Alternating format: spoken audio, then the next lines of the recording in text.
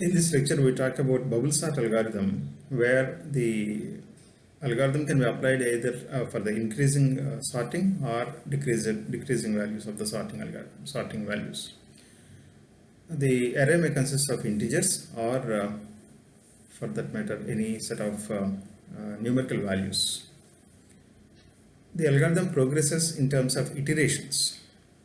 In each iteration, if we concentrate on the increasing order algorithm, working on increasing order, at each iteration, the highest element reaches its location. Then the next element, then the next highest, then next highest, so on. So what happens is we'll start with the first element, we'll compare it with the immediate right element, second element. If it is greater than that, we swap them. Else, we compare with the second element with the third element. Again, if it is greater than that, we swap that. Otherwise, we continue the process of comparing the successive pairs of elements. If the element is greater than the next one, then we swap it. So that in this swapping, what happens is when we reaches the end, the greatest element will reach the rightmost end. So in the first iteration, the rightmost element will be the greatest one.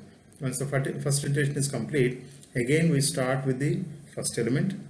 Again we continue the process until the second highest element reaches its corresponding location. So as the algorithm progresses, the greatest element will be the last one, the next greatest element will be the previous one, next last, so on, so on, so on. It moves down until the first element.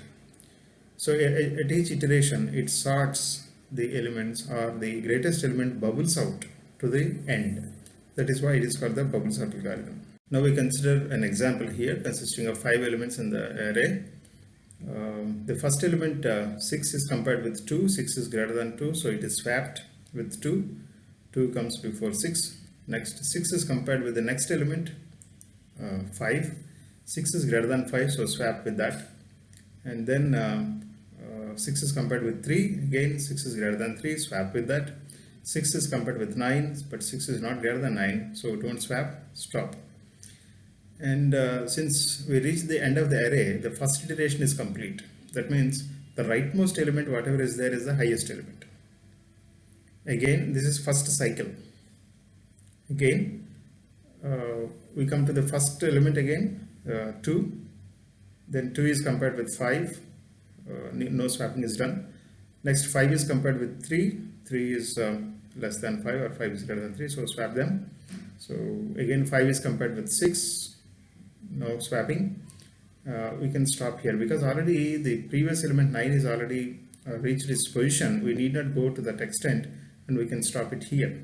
So 6 has reached its location. So second iteration completed by the time the last 2 elements are in the sorted form. Like this, again the algorithm starts at 2. 2 is less than 3. No swapping. 3 is less than 5. No swapping. And again we reach the 5, which is its place. Then again 2 is compared with 3, no swapping, and the algorithm stops. So it consists of two steps. One is internal iteration. In each iteration, algorithm starts at the starting element and continues until the highest element in that subarray reaches its position. So this algorithm is repeated a number of times until all the elements are sorted. Now we look into the algorithm of bubble sort. It consists of 2 for loops. First we concentrate on the inner for loop, where for j running from 1 to size minus I, and then it compares with the L of j is compared with L of j minus j plus 1, the next element, and whenever L of j is greater than L of j plus 1, then we swap. This is what we have done in the example. So every element will be compared with the next element, and if it is greater than that, swap them. So these 2 steps are done here, and this process continues until we reach to the rightmost point.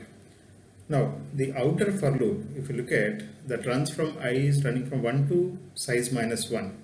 So obviously when I is equal to 1, the inner for loop runs from j is 1 to size minus 1.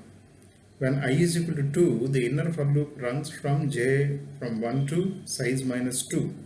That means progressively the inner for loop shrinks, because in the first iteration the highest element reaches the end. in the next iteration, the next highest elements reaches its end. So the last 2 points are already sorted. So then in the next third iteration, it is enough to run the iteration from first location to n minus 3. So progressively that shrinks. So to keep track of that, the outer for loop is required. Like this, the algorithm progresses. So obviously when the best case is when the given array is already in the sorted order, still in this case in the bubble sort n minus 1 comparisons occurs, because starting from the first element in the first iteration, I need to compare whether a swapping has to be done or not, right? So again we need to compare with that, and once we reach there is no swapping, we can stop the algorithm, saying that the algorithm is in the sorted order. So in the algorithm we can make a step when there is no swapping at all, then we can stop the algorithm there itself. And when it comes to the worst case, obviously it is in the when the array is in the reverse sorting order, and your requirement is to sort in the ascending, and the given array is in the descending order. Obviously, it takes the worst case scenario. And in the average case, again, if it depends on the number of locations where the numbers are jumbled, so it depends on that. Obviously, if there are only 1 or 2 locations where to be swapped, that becomes the average case.